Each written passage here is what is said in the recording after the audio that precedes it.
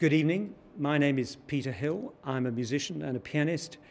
I come from England, and I'm over here for a few days in Montreal to take part in tonight's concert with Louise Bessette.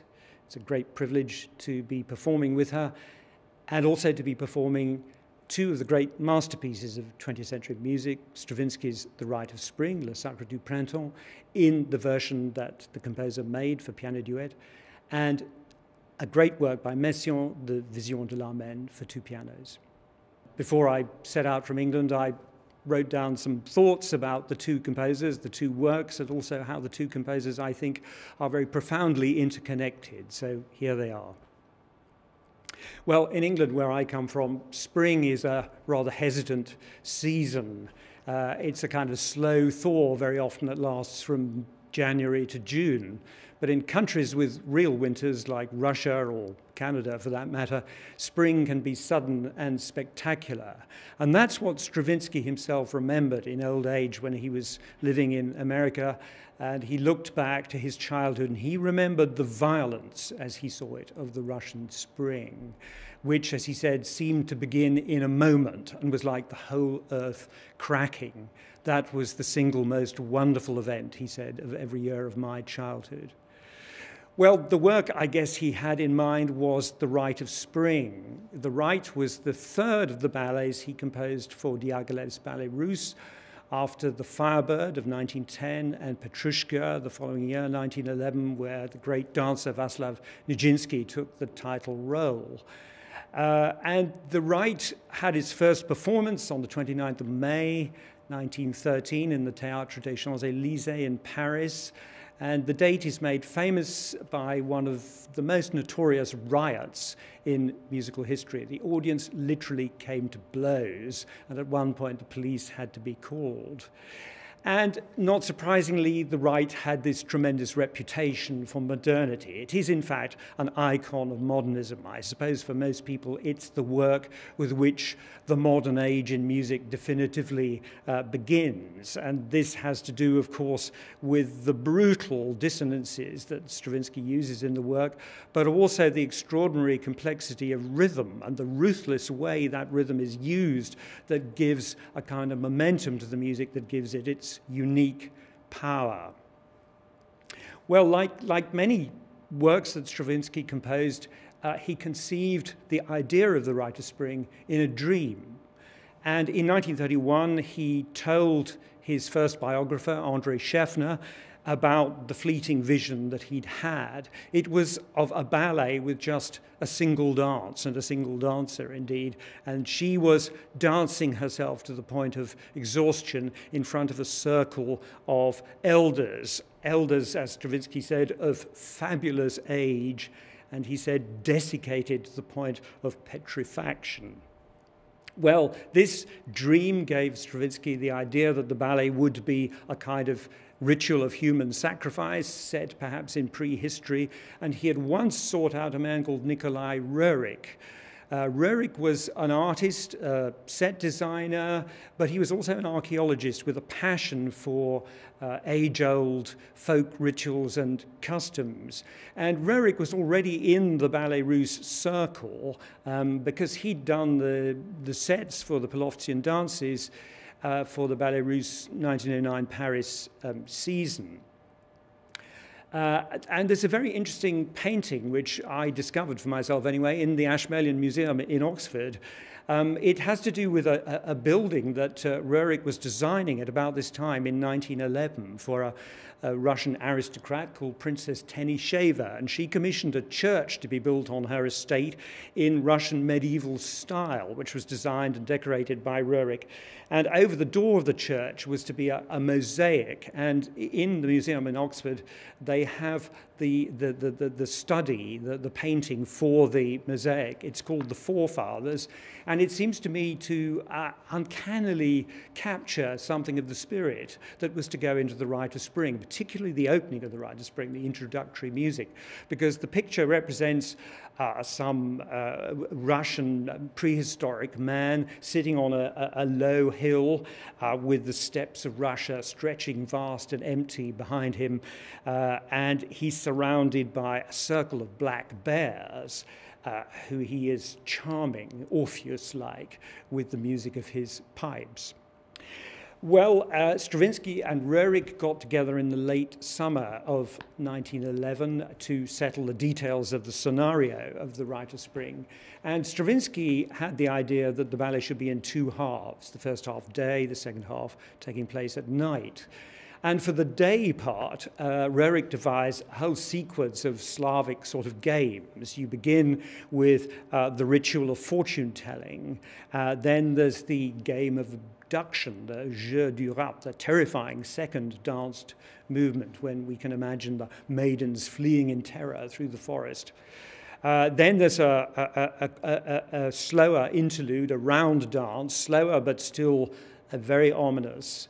And then the games really begin in earnest with rival warlike contests between the tribes. And as they're reaching their height, we hear in the distance the sound of tubas, and they announce the arrival of the wise elder of the tribe. And when he arrives on the stage, just for a moment, the music is stilled as he stoops and kisses the earth. And this a sign of blessing, shall we say, unleashes a great sort of ferment of joy and terror in the dance of the earth, which is the dance that ends the first part, which Stravinsky likened to being like a kind of prairie fire with flames flickering and leaping up wherever. This is the point in the first performance when the police were actually called to separate the members of the audience who'd come to blaze. And then the second half begins with a long nocturnal prelude that sets the scene. And when the curtain eventually goes up on another round dance. And this is the girls, the maidens, who circle round and choose by some kind of ritual, by lot, I suppose, one of their number to be the chosen victim for the sacrifice. Once she's chosen, she stands still in the center of the stage, and the others execute a wild, warlike, hyperactive dance around her. And then we hear the fanfares as the elders assemble to witness the sacrifice. Well, we first hear of a version for pianists in the summer of 1912, in June 1912, indeed, when there was a meeting between Stravinsky and his new friend Debussy, at which Stravinsky unveiled his new ballet, which he'd already made an arrangement of for piano duet. And Stravinsky and Debussy played it together. It's almost incredible to think that Debussy could have done it at sight, but he did. And I have a description of it given by Debussy's friend, Louis Lalois. He says, Stravinsky had brought an arrangement for four hands. Debussy agreed to play the bass part. Stravinsky asked if he could remove his collar. His sight was not improved by his glasses, and pointing his nose to the keyboard and sometimes humming a part that had been omitted from the arrangement, he led into a welter of sound the supple, agile hands of his friend. Debussy followed without a hitch and seemed to make light of the difficulty. When they'd finished, there was no question of embracing nor even of compliments. We were dumbfounded, overwhelmed by this hurricane which had come from the depths of the ages and which had taken life by the roots. Well, the version that Debussy and Stravinsky played on that June day in 1912 was actually significantly shorter than the version we're going to play tonight, and shorter than the finished version of the Rite of Spring. Because originally the sacrificial dance at the end of the work was to have been what is now the penultimate movement, in which you have this sort of hypnotic ostinato kind of drumming away, accompanying the gyrations on the alto flute, which describe obviously the movements of the dance, and indeed the final slither at the end on the bass clarinet is the sacrificial victim expiring. But Stravinsky evidently had doubts as to whether this was going to work.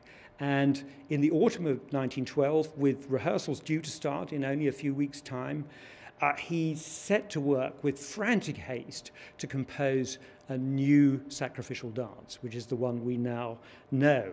Faster, louder, and of course tremendously dissonant in both harmony and in rhythm.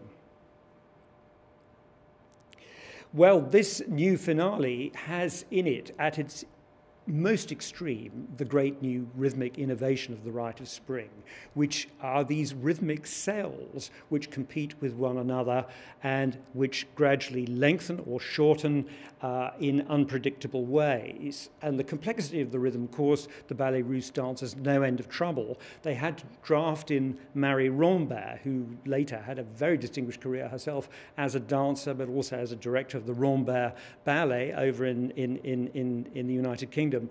But she was drafted in because she'd actually trained in Dalcrozian eurythmics. It was felt that this expertise would help her coach the dancers. The dancers absolutely hated this. I may say they referred to these classes as arithmetic lessons, and they were all counting frantically, you know, in order to keep up with it. Rambert remembered Stravinsky turning up to rehearsals and blazing up with anger because he found the fat German pianist was playing the music much too slowly. So Stravinsky kind of elbowed him out of the way and started to play, as Rambert said, twice as fast as we'd been dancing and twice as fast as we could possibly ever dance.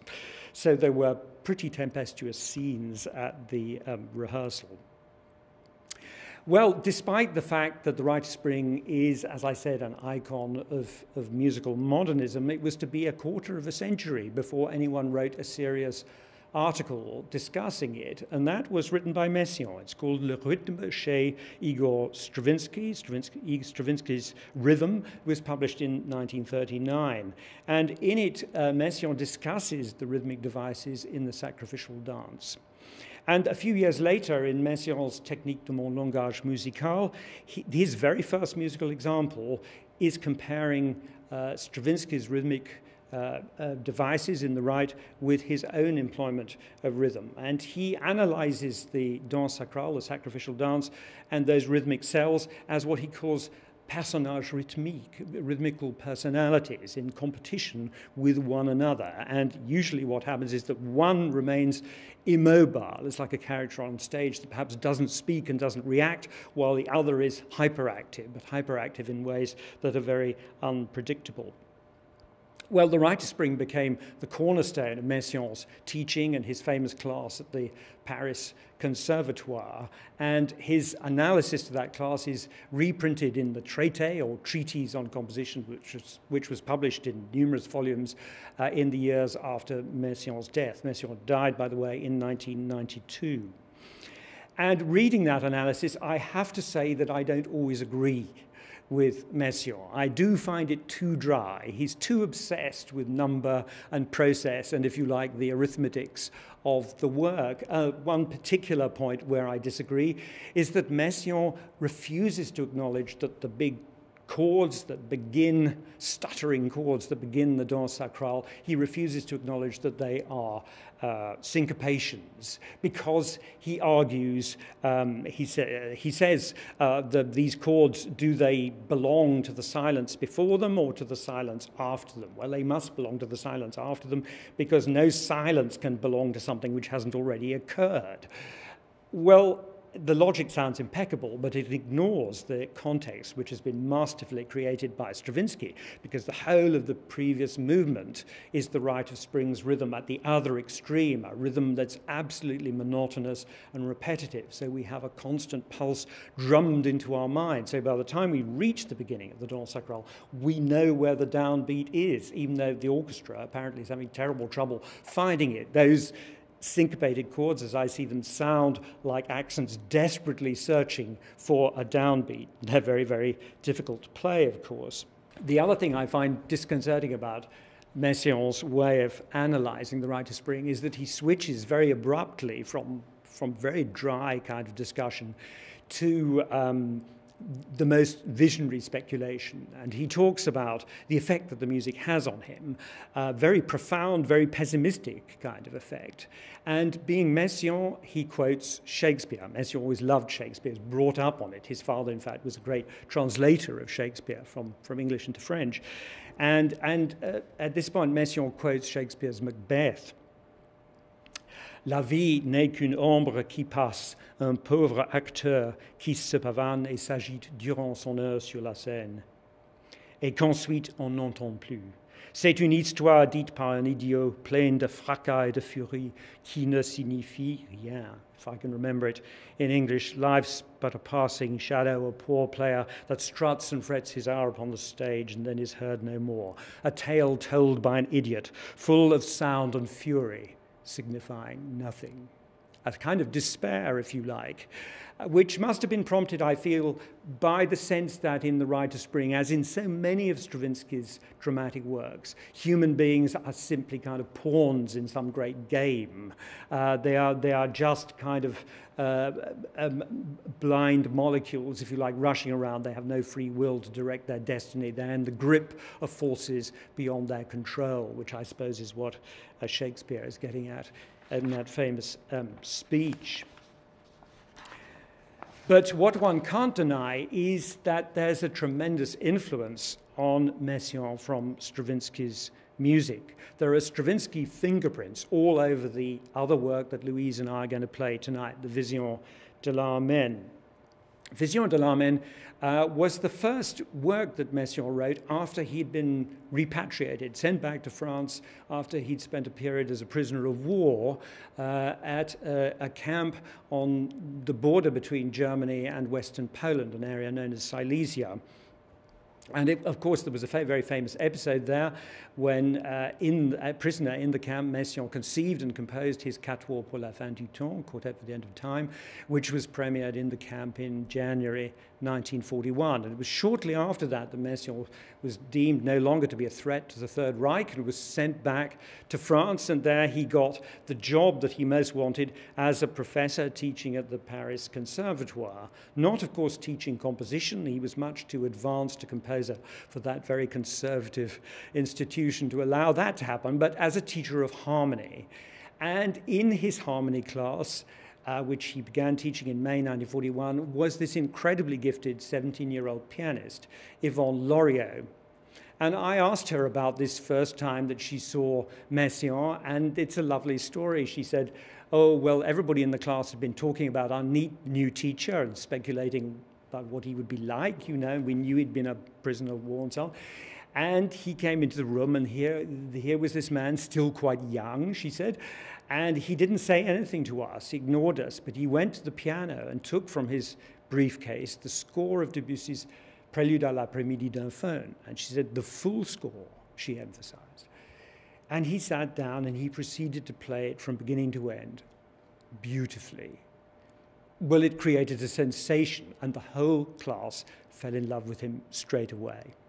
Well, she fell in love with him, and pretty soon, I guess, he fell in love with her, because he was invited by Yvonne Loriot's godmother, with whom she was living as a student in Paris, to a musical soirée, and Loriot played the piano music that Messiaen had already composed, the preludes, the early preludes, and Messiaen was bowled over by her playing, amazed, and I think pretty amazed by her too, and they became a great musical and indeed personal item after that. And straight away Messiaen started to compose a work for the two of them to play, and this was it, Vision de l'Armen. The second piano part, the one I'm actually going to be playing tonight, was the one Messiaen composed for himself, and it's for his style of playing, so he has all the harmonies and the big tunes, and then for the very precise, young, brilliant virtuoso pianist, Loriot, that he'd met, the first piano part has all the embellishment, the bells, the bird songs, and everything that is virtuoso. One of the features of Vision de l'Armen is that the two piano parts are really very, very dissimilar. They don't share material. It's not really chamber music in the way that we normally understand it. They have completely different roles. And the way the music moves in these layers is apparent right from the beginning. And I think that owes a lot to Stravinsky.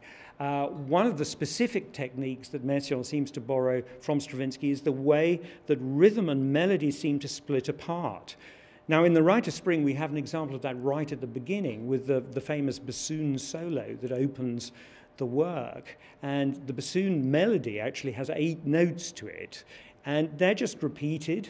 We have them 3 times in the first line of the work, but each time in a different rhythmic configuration. And that's absolutely something that Messiaen was doing. in the Rite of Spring, these short melodies, which keep going into different, as I say, rhythmic shapes, they act almost like ostinatos. They go round and round in circles, in layers, and they're like cogs in some giant, implacable machine. And that idea of a machine is something that Messiaen borrows in the second movement of Vision de l'Armène, where he takes the first 5 notes of his theme, and that goes through all sorts of different rhythmic processes. At the same time, there are these other layers of sonority going on, and they represent the idea of the music, which is part of God's creation, and this is the planets going around their different orbits. Another influence, I think, comes from one of the most haunting passages in the Rite of Spring, and that's the music at the very opening, the music that Stravinsky described as being a sort of dawn chorus. He imagined the hour before dawn with the kind of scratching and wiggling and wriggling of the creatures as they wake up and the little cries they then utter. And it's very interesting. Again, those are layered in the Stravinsky. They seem to be absolutely indifferent to one another in their own separate kind of rhythmic space.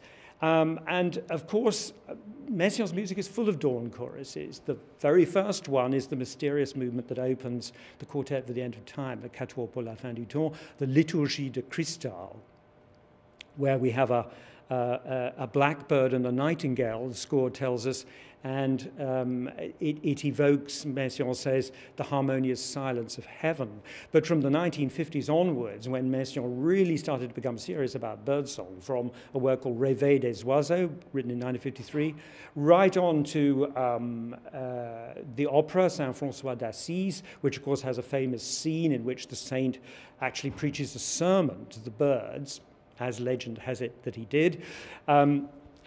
Messiaen's music is full of dawn choruses, and they all trace, in my opinion, their ancestry back to that opening introduction of the Rite of Spring. Well, Vision de l'Armène has its birds as well. They're in the 5th movement, and the central section of which is a lovely virtuoso scherzo of birdsong.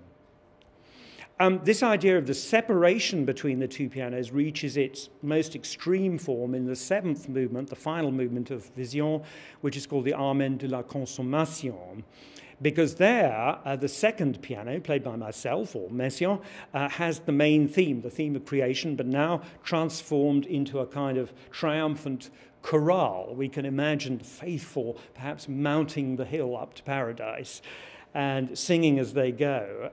But it's accompanied by this extraordinary noise on the first piano, which are these tremendous dissonant chords in patterns, narrow pattern, repeating patterns, but also in rhythmic canons, which gradually become more and more intense as they move. The interval between the one voice and the other gets closer and closer together.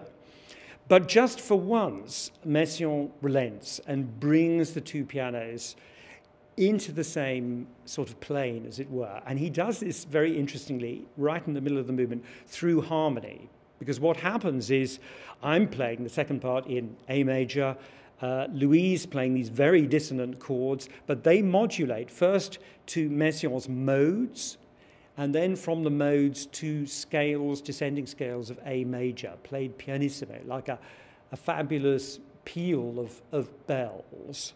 So we join together in A major momentarily, and it's a really magical moment, and I think it underlines the incredible sense of drama that Messiaen habitually brought to his feelings about expressing his religious faith in music.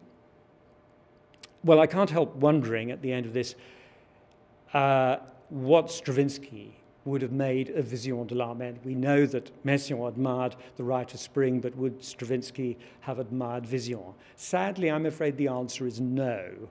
Messiaen was not at all Stravinsky's favorite composer. There's a photograph taken of Stravinsky in 1957 in Venice, listening to a performance of Messiaen's Trois Petites Liturgies with an expression of acute boredom on his face. And he is said to have remarked that all one needed to compose Messiaen's Turangalila symphony was a very great deal of manuscript paper. But despite this, and despite the kind of gulf between them in aesthetic terms and in between their different personalities, to my mind there is a very profound connection between these two composers. And it's found most of all in the connections between Messiaen and the Rite of Spring, and appropriately so, because it's in the Rite of Spring that Stravinsky, more than in any other work, takes his inspiration from nature. Well, with the example of Debussy and Stravinsky playing the Rite of Spring as a piano duet before us, not to mention the example of Messiaen and Yvonne Loriot playing Vision de l'Amen together, Louise and I have a lot to live up to. We'll be doing our best.